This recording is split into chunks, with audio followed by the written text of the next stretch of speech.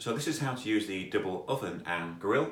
You have various settings here. To use these buttons, depending on what you're using, simply press and that will release the button here.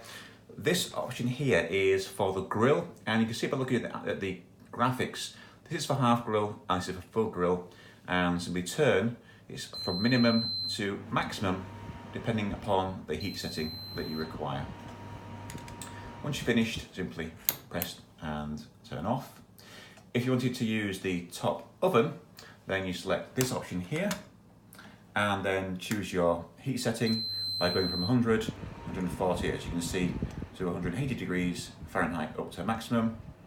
And when you're finished, return to 12 o'clock and press in to show that's been completed. The final option on the right is the bottom oven, the full oven. Simply press in.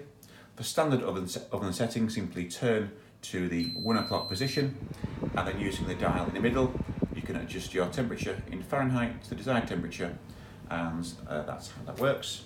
Once completed, simply return to 12 o'clock and press in to show that that's functioning. Thank you.